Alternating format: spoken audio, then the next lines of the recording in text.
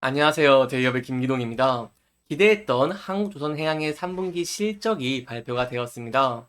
시장의 예상을 뛰어넘으면서 빅사이클이 재현이 되고 있는 상황인데, 과연 호실적의 이유는 무엇일까요? 현 시점 실적 현황을 비롯해서 호황기 체제의 복병을 해소할 전략까지 함께 파헤쳐 보도록 하겠습니다. 한국조선해양이 3분기 실적을 발표를 했습니다. 근데 저희가 이런 실적이 과연 좋은 실적인지 시장의 예상치에 부합하는지를 살펴보기 위해서는 이 컨센서스와 함께 대비를 해보는 것이 굉장히 중요하다고 볼 수 있겠는데요. 따라서 저희 컨센서스와 함께 대비를 해보고 그 이후에 좀 더 세부적인 내용들 살펴보도록 하겠습니다. 한국조선해양은요, 매출과 영업이익의 컨센서스가 각각 6조 690억 원, 그리고 3,577억 원이었습니다. 아무래도 친환경 규제 강화와 노후 선박 교체 수요가 맞물리면서 3분기에 호실적을 예상을 하게 됐죠. 하지만 이러한 시장의 예상치를 훨씬 뛰어넘는 좋은 실적을 기록을 했는데요. 바로 고부가 가치의 선박 물량이 증가를 했고 엔진의 수익성이 호주되는 등 이러한 요인으로 인해서 좋은 실적을 기록했다는 것입니다. 3분기 매출은요, 6조 2,458억 원, 그리고 영업이익은 3,984억 원을 기록을 하면서 시장의 예상치를 상회를 하기도 했죠. 여기에 대해서 조금 더 자세하게 살펴보도록 하겠습니다. 일단 매출액 살펴보면은 전 분기 대비로는 5.6% 감소를 하기도 했습니다. 하지만 여기에 따른 특수성이 있죠. 그렇기 때문에 이 YOY로 보면은 전 동기 대비로 봤을 때 24.6%나 큰 폭으로 증가했다고 볼 수 있겠고요. 또한 부각되는 부분은 바로 영업이익인데 영업이익은 전 분기 대비로도 5.8%나 큰 폭으로 증가를 했고 전년 동기 대비로는 무려 470% 이상 증가를 하는 긍정의 모습을 보였다라고 할 수 있겠습니다. 그렇다면 한국조선해양은 어떻게 이렇게 좋은 실적을 기록을 할 수가 있을까요? 여기에 대해서 굉장히 눈여겨볼 필요가 있습니다. 함께 살펴보도록 하겠습니다.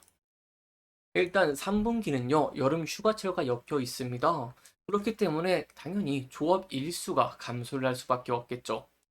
그래서 이렇게 매출이 전 분기 대비로 감소를 한 부분은 어찌 보면 당연한 부분이라고 볼 수 있겠습니다.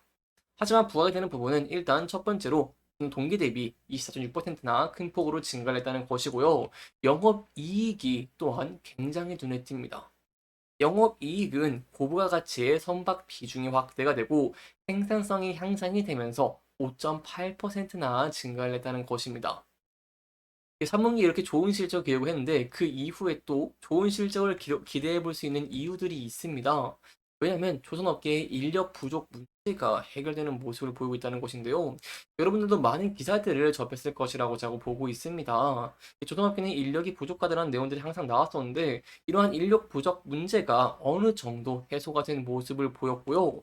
지난 3월부터 공정이 안정화되면서 이렇게 생산성이 빠르게 향상이 했다고 볼 수 있겠습니다.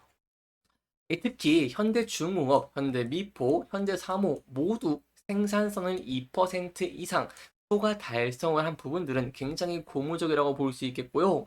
이게 이어서 내년까지 또 생산성이 지속적으로 개선되는 부분들을 기대해 볼 수 있기 때문에 이러면에 힘입어서 좋은 실적 계속 이어갈 수 있을지 저와 함께 지켜봐 주시면 정말 감사할 것 같습니다.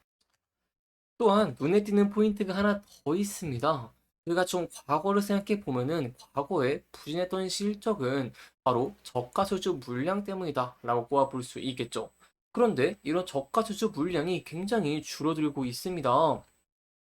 일단 현대중공업은요, 21년 수주 물량이 15%나 감소를 했고, 22년의 물량이 80% 증가를 하게 됐습니다. 또한 또 다른 현대미포와 현대사무 같은 경우에도 21년의 물량이 6%, 4% 줄어드는 모습을 보여줬고 22년과 23년의 물량이 이렇게 증가하는 모습을 보여줬기 때문에 이로 인해서 이 과거에 부재했던 실적을 탈피를 할 수가 있었고 이러한 면들이 점차 부각을 받으면서 계속해서 고부가가치의 수주 물량들을 확보를 할 수 있을지 이런 부분들이 중요하기 때문에 제가 여러분들에게 계속해서 관련된 내용들은 설명해 드리도록 하겠습니다. 또한 이번 실적에서 특이점이 하나 있습니다. 저희가 사업 부문 매출을 보면은 해양 플랜트 부분의 영업이익이 적자에서 흑자로 들어섰다는 것인데요. 여기에는 과연 어떠한 이유가 있을까요? 바로 이 해양 플랜트에서는요, 200억 원 이상의 항상 영업 적자가 발생을 했었습니다. 그런데 이번에 이 3분기 해양 프로젝트 추가 공사 대금을 보전을 하면서 일회성으로 좀 손익 개선 효과가 발생했다. 이렇게 좀 이해해 주시면 좋을 것 같습니다. 여기까지 저희가 실적적인 부분들 함께 자세하게 살펴보면서 진행을 했습니다. 그렇다면 실적은 좋은 실적이 나왔는데 향후에는 어떠한 전망들을 또 기대해 볼 수가 있을까요? 3분기 이후에 기대가 되는 미래들이 굉장히 많습니다. 일단 한국조선해양은 현재까지 수주가 굉장히 많죠. 이 총 169척 그리고 188억 4천만 달러를 수주를 했고 연간 수주 목표 135억 달러에 약 140%를 잠정 달성을 하기도 했습니다. 이러한 상황 속에서 이제 IMO의 노후 선박 규제가 가속화가 되면 이로 인해서 또 친환경 선박 수요도 기대해 볼 수가 있겠죠. 특히 이 비중이 굉장히 눈에 띄는데요. LNG선 같은 경우에는 현재 1200척이 운항을 하고 있고 1000척이 건조가 되고 있는 상황입니다. 다만 전 세계 이 10만 척에 달하는 대형 선박과 비교해 보면은 2%에 불과하기 때문에 이러한 수혜가 지속적으로 지속이 되면서 이 수주가 계속해서 이어질 수 있을지 저희가 함께 지켜봐 주시면 정말 감사할 것 같습니다. 여기까지 저희가 한국조선해양의 미래까지 살펴봤습니다. 그리고 보병도 있죠. 바로 중국입니다. 이 중국이 조선업의 수주 점유율을 큰 폭으로 가져가고 있는 상황입니다. 2022년부터 시작을 해서 24년까지 전수 점유율이 중국 67% 이상을 기록을 하기도 했는데요. 그렇기 때문에 많은 분들이 이제 중국한테 조선업의 건조 물량들을 많이 뺏기는 게 아니냐 이런 우려가 굉장히 많으신 것 같습니다. 그렇기 때문에 제가 여기에 대한 내용들 좀 더 자세하게 설명해 드리도록 하겠습니다. 현재 중국은요, 아무래도 인건비가 싸다 보니까 원가 경쟁력이 있죠. 그래서 낮은 성과를 제시를 하고 빠른 납기를 내세우면서 점유율을 빠르게 흡수를 하고 있는 상황입니다. 이 중국 조선소는요, 현재 컨테이너선을 중심으로 캐파를 확장 중인 상황입니다. 근데 2027년과 28년의 인도분이 일단 대분이라고 볼 수 있겠고요. 또한 여기서 저희가 지켜볼 수 있는 만한 포인트가 바로 중국 업체들은 캐파를 급격하게 증가를 했습니다.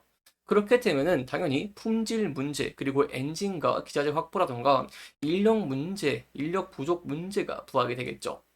이렇게 되면은 당연히 한국 조선이 다시 한번 각광을 받을 수밖에 없을 것이고 이로 인해서 수주 물량들이 또 큰 폭으로 증가할 가능성 결코 배제할 수 없기 때문에 중국과의 경쟁 어떻게 될지 제가 계속해서 여러분들에게 전달해 드리도록 하겠습니다. 여기까지 저희가 실적과 전망 자세하게 살펴보면서 진행을 했고요. 마지막으로 사적인 부분까지 함께 살펴보고 마치도록 하겠습니다. 일단 한국조선해양은 금일 1.82% 정도 하락을 하기도 했습니다. 그래서 이 부근대에서 대응 전략이 중요할 것 같은데요. 일단 많은 매물대가 쌓여 있고 앞서서 지지와 저항을 많이 받았던 부근대가 있습니다. 따라서 이 부근대에서 금일도 이 부근대를 찍고 하락폭을 소폭 만회를 했기 때문에 이 부근대에서의 지지 여부를 함께 지켜보시는 게 굉장히 중요할 것 같습니다. 다만 현재 기대되는 전망들이 굉장히 많죠. 한국전력해양 같은 경우에는 3분기에 좋은 실적을 기록을 하기도 했고 향후에 추가적인 수주도 기대가 되는 포인트가 있기 때문에 이러한 면들이 부각을 받으면서 다시 한번 상승하는 모습을 보이게 된다고 한다면 이 많은 매물대의 상당 부분 저항을 많이 받았던 부근대를 돌파를 하면서 다시 한번 50주 신고가를 돌파할 수 있을지 함께 살펴보는 것이 굉장히 중요할 것 같습니다. 이렇게 이번 영상은요, 저희가 한국수산 해양의 실적과 기대가 되는 전망들을 위주로 함께 살펴보면서 진행을 했고요. 해당 영상은 개인적인 의견이 많이 들어갔기 때문에 투자자분들의 주관적인 생각과 해당 내용을 토대로 현명한 선택을 하시면 좋을 것 같습니다. 이렇게 영상 잘 보셨다면 다음 영상도 시청해 주시길 바라면서 오늘 영상 마무리하도록 하겠습니다. 끝까지 시청해 주셔서 감사합니다.